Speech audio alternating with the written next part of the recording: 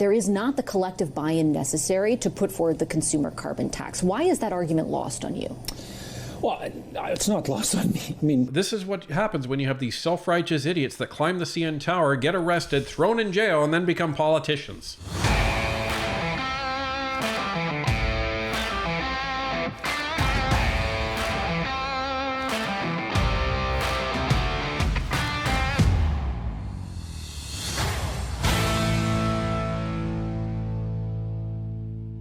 Stephen Guilbeault decided to speak with Vassy Kapelos about the carbon tax, and he disintegrated into a nervous mess as he fumbled with his responses. Unbeknownst to him, we also came across a bombshell letter which should outrage everyone, especially those in Jasper, Alberta. Let's take a look. Hi, Minister Guilbeault. Good to welcome you back to our studios. Thank you for making the time. Pleasure to be here. I appreciate it. I listened to your press conference in detail today, and I wanted to start off with a very simple question. Is there any chance on April 1st that your government does not increase the price on carbon? No, and people have to understand that it's not something that the Minister of Environment can decide on its desk. Like, this is a regulatory process. If we wanted to change something, we have to go through regulatory consultations. We have to publish a document. This takes months, but we have no intention of doing this because again, today, the Insurance Bureau of Canada says that just for the months of July and August, we broke the record for the cost of natural catastrophes in Canada. 2 months. Let's address the things that he actually said. He's like, we can't do that. We can't do that, meaning we can't cancel the carbon tax increase in a matter of months. It's going up April 1st. We have to go through the regulatory process. We have to submit a report. It's all things that can, in fact, be done in a matter of months. Yeah, it's BS.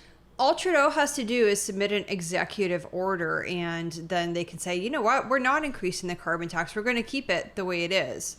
All they have to do is submit emergency legislation to repeal the bill. Like, there's a few different ways that they can go about it. Guilbeault's making it sound like this big, arduous process, but they're the government. They can do whatever they want, which leads us to believe that they don't want to stop this carbon tax increase. Well, they obviously don't. And just for everybody's information, so the executive orders in the United States, they translate into order in council in terminology in Canada. So did I use the wrong term? Yeah, that's okay. Oops, sorry guys. Yeah, it's an order in council here in Canada.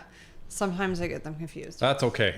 They're the same thing. I think most Canadians are familiar with executive order because we hear about it from the States. But I was thinking executives as in like executives of a board of a government. I don't know what I was thinking.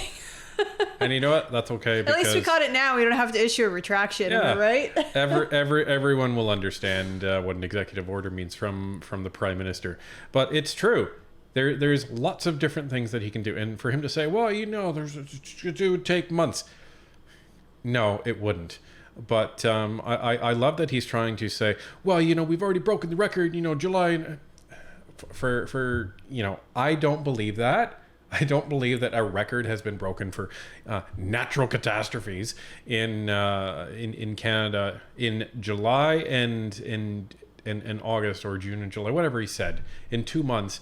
For this year. I don't believe that for a second, because if you're really trying to say that, then all of that ice damage that happened in Quebec a few years ago that caused all of that damage, are you really? I wonder if they're only comparing certain parameters, like for example, fires and flooding, and not things like you said, like snowstorms, ice damage, hail damage, etc. Oh, probably, because you wouldn't be a liberal if you didn't pick and choose your stats and your facts that you use to support your false positions. But there we go. And 2024 is already the costliest summer year so far in terms of environmental impacts due to climate change. So we need to keep acting. Okay. So now he's following up and saying, due to climate change. Well, I would love for Mr. Guilbeault to be able to tell me how he can distinguish one weather event from being climate change and one weather event from not being climate change. Well, and a lot of the time you hear the Liberals and other environmental fanatics use stats like, oh, well, it's worse than it has been in years past. Our population's bigger than it has been in years past. People are living in areas now that they weren't before that are more affected by these things. I'm not a statistician. I'm not a scientist, but I'm going to bet my money that the increase in population as well as where we're living has a lot to do with the damage that we're seeing to human habitat, to buildings, to cities, to towns, to communities. And again, let's just accept the fact that the weather is getting worse due to climate change as a result of carbon emissions. Let's just for a minute, accept that. Let's put on our pretending hats. The carbon tax is not going to stop that. No, it's not. It's not a climate solution. It's a tax solution. And I think the Conservatives have been saying that for a very long time. And now, so you have third-party, non-partisan institutions saying that, like the Canadian Taxpayer Federation. So no one's buying what you're trying to sell, Guilbeault. We'll never see the end of it. And I certainly do take your point on that, and I listen very carefully to the way in which you and your colleagues have consistently been describing the significance, in your view, of this policy. And I guess I would counter and put forward, people who are not, as you describe the Conservatives to be, without a climate plan. People like Premier Eby in New Brunswick, Jagmeet Singh with British Columbia. Thank you. Premier Higgs is also an opposer of your policy, but yes, Premier Eby, thank you.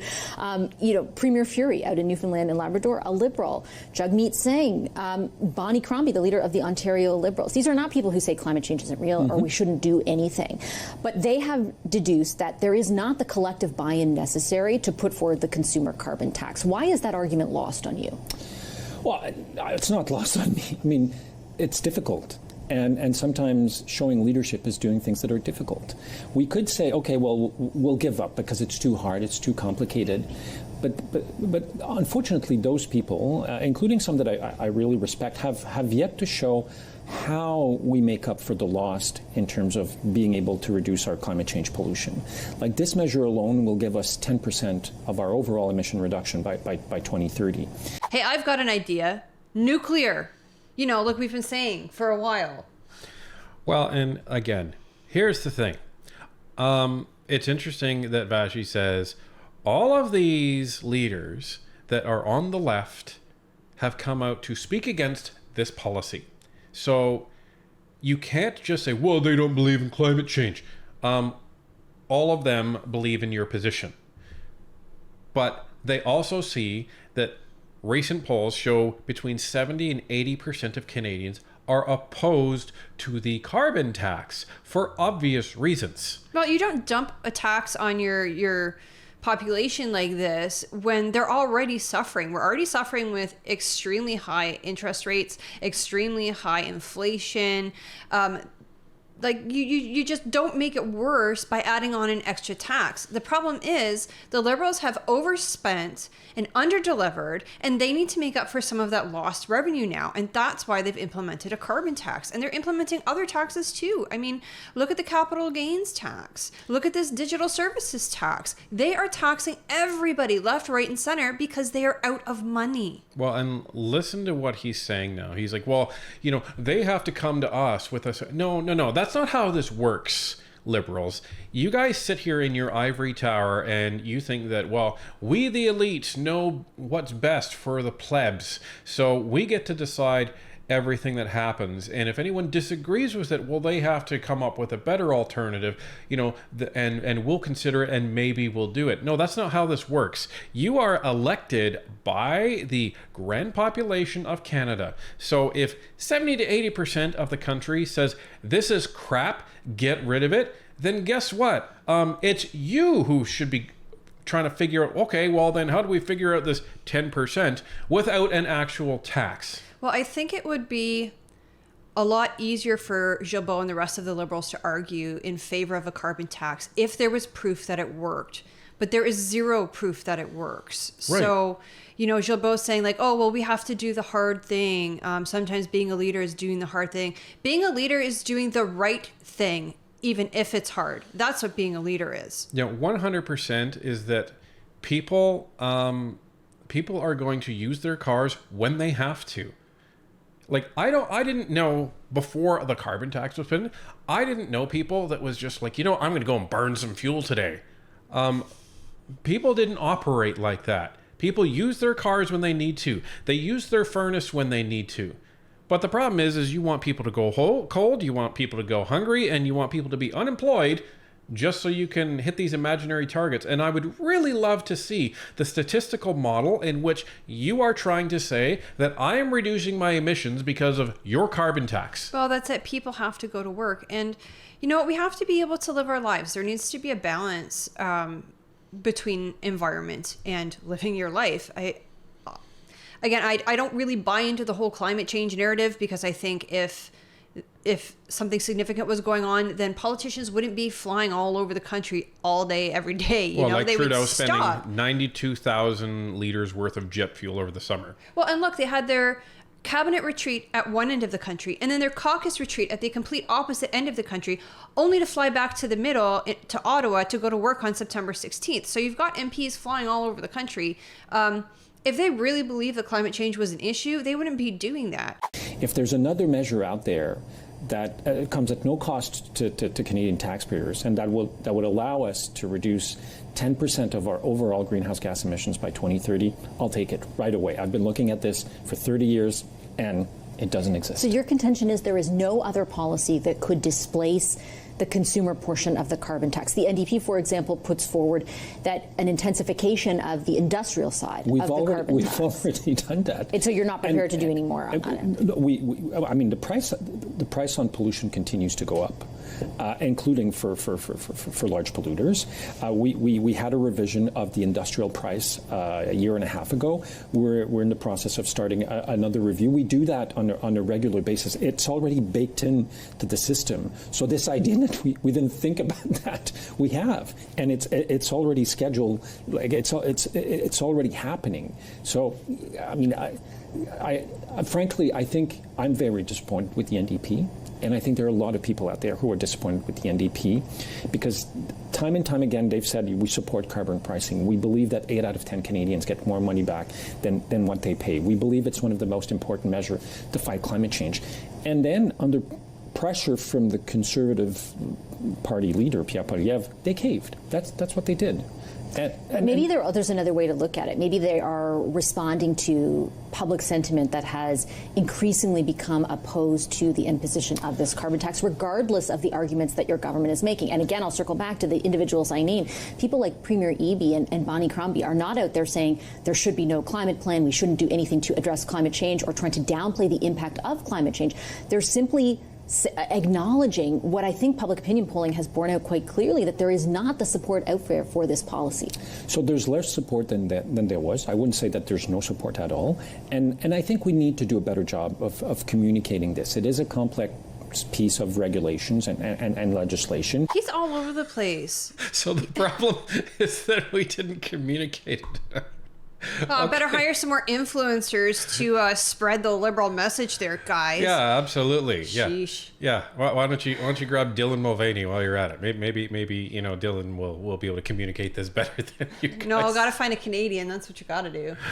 Well, it's just and then he says, well, it's not that there's no support. Vassy didn't say that there was no support. She said the public opinion that has borne out over a long period of time is that people are not in support of this. Well, there's less support. Yeah, like 20% of people are actually, in favor of this.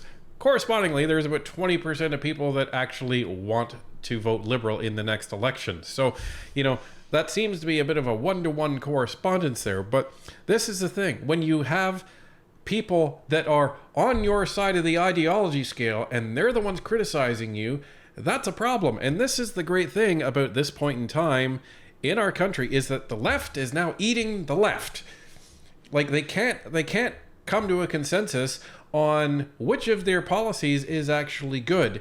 So you have people criticizing other people and demonizing each other because of what they're doing. And meanwhile, people that are to the right of where they are just standing by and laughing, crying, and starting to breathe a little easier at the same time, because that means that sanity is starting to return to this country. Well, I just find it very interesting now that the NDP is not in a formal agreement with the Liberals, that they're no longer supporting the consumer climate tax narrative.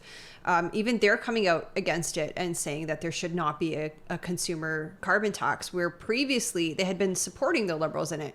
So what changed? Did the whole idea change?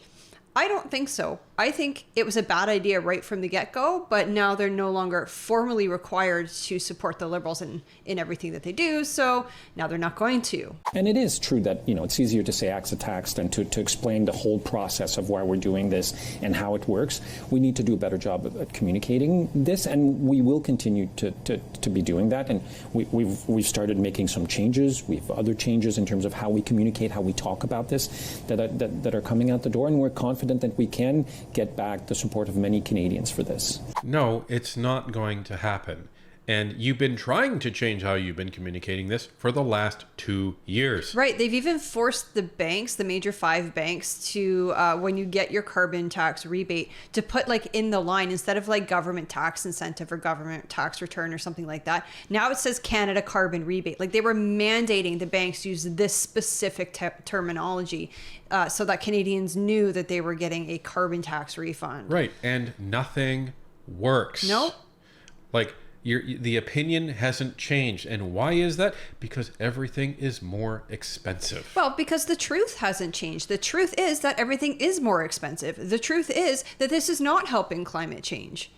I mean, why are you punishing the population and making them pay more when it doesn't work? When Canadians are hungry and skipping meals and they're not able to put a roof over their heads, do you really think that they care that much about the environment?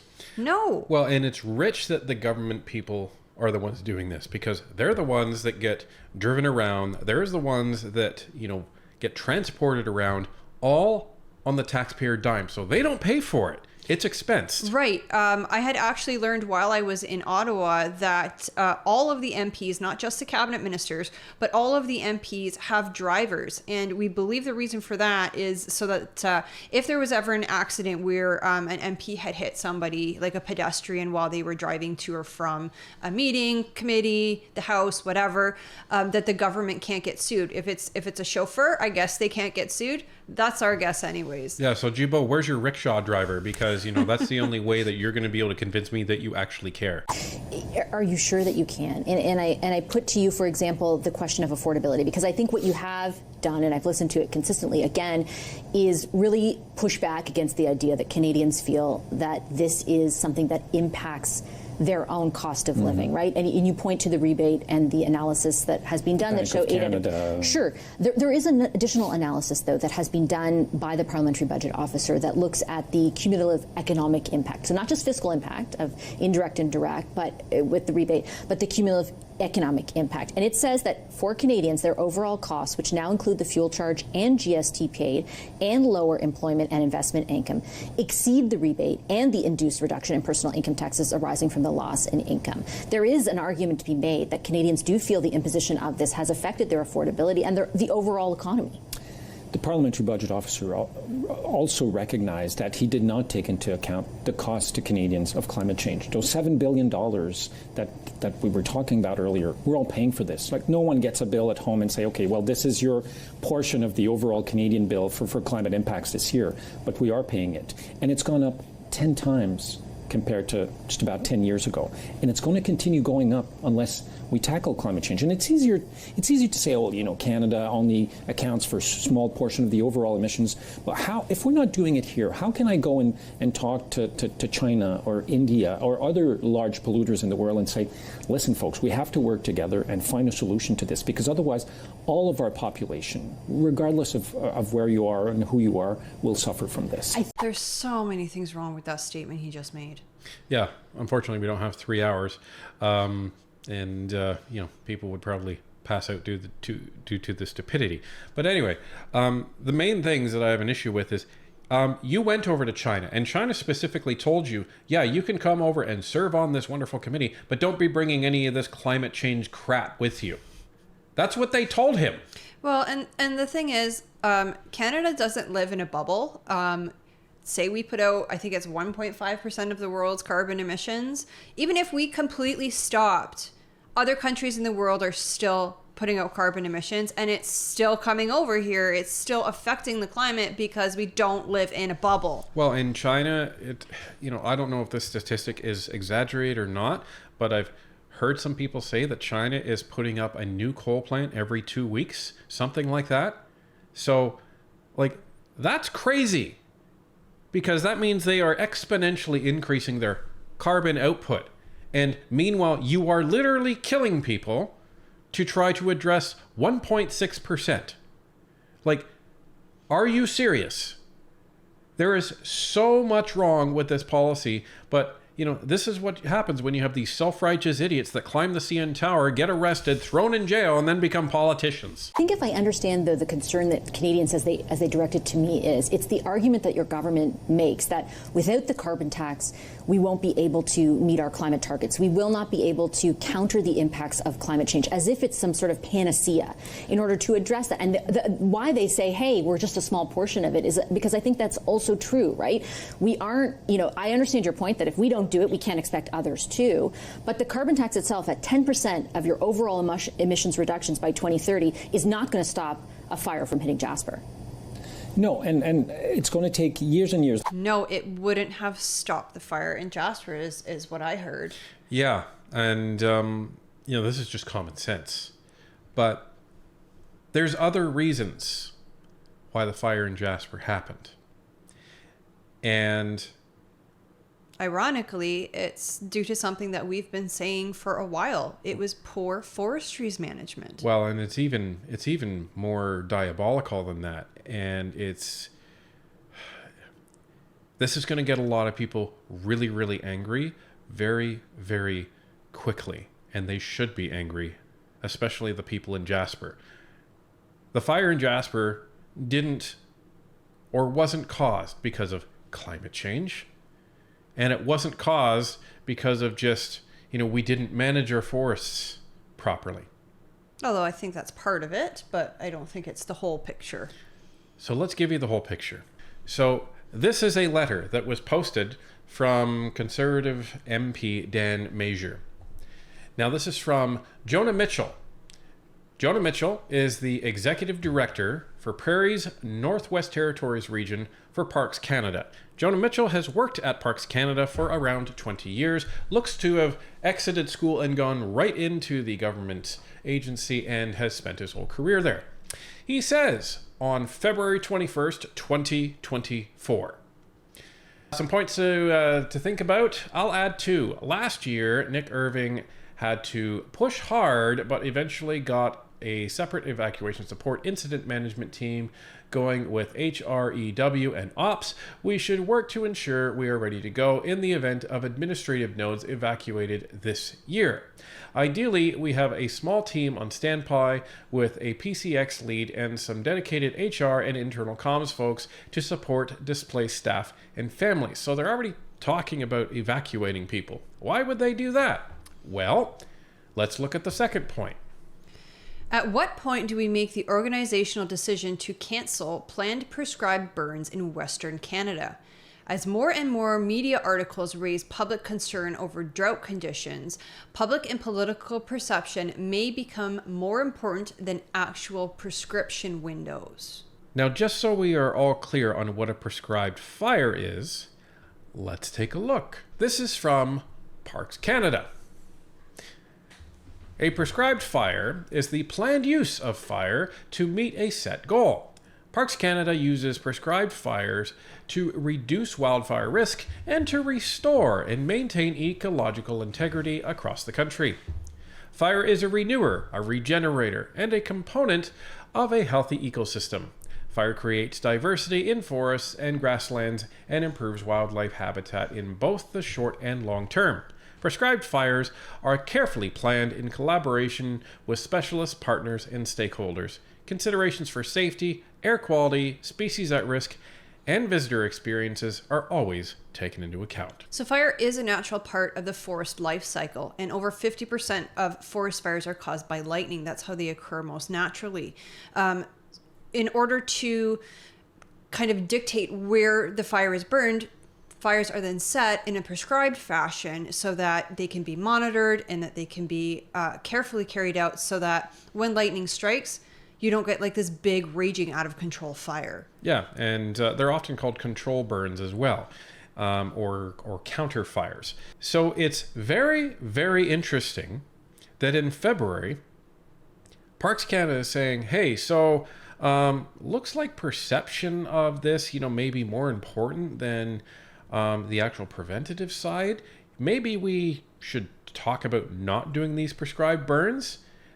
That's so ridiculous. If perception is a problem, then you need to tell the public the truth and alter public perception. We just took about 5 minutes to describe what prescribed fires are, how they work, why they're used, and we did it in a straightforward manner. Why can Parks Canada not do that exact same thing?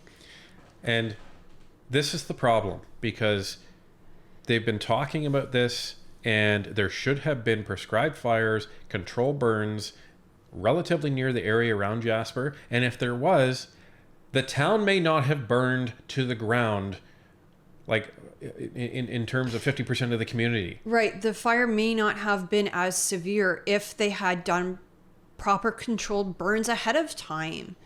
Like this tragedy may not have been as bad as it was, or may not have happened at all. And yet you have the Liberals turning around and saying, look what happened with Jasper. That's due to climate change. And it's like, I'm trying to remain parliamentary here. Well, and that's just it. It's like they're using incompetence, because that's exactly what this was. They're pointing to the incompetence and going, look how bad climate change is. Well, but here's the question. Was it incompetence, or was it deliberate? It's like deliberate incompetence, because you know why you're supposed to set forest fires. If we can figure it out, like we know why Parks Canada is supposed to have prescribed fires. They should know why they're supposed to have prescribed fires, and they chose not to do it anyways. Well, now that has moved from incompetence into negligence, because negligence is you knew you should have done something and you didn't. And look at all of the people's lives you've affected. Look at all the property that was destroyed. And now you have Guilbeault on Vassy's show saying, oh, look at all the money this has cost. Well, that's your damn fault. That is your fault, buddy. All over perception. Again, you talk to people and you tell them, this is why we're doing it. This is why it needs to be done. This is what can happen if we don't do it. I think that the left treats Canadians like we're all idiots, that we're not capable of understanding why they have to do certain things. It's just awful. Well, and this is why they do these policies. It's like, the plebs won't understand this, but we're showing leadership in this. Yeah, we know that 70% of Canadians don't want the carbon tax, but they don't really know. They don't do. understand. We Yeah. do. Yeah. So this is just absolutely ridiculous that they've essentially sacrificed half of a community just to try and prove their narrative. It is deplorable. It's disgusting. And I'm with everybody else now. Someone needs to be put in jail for that.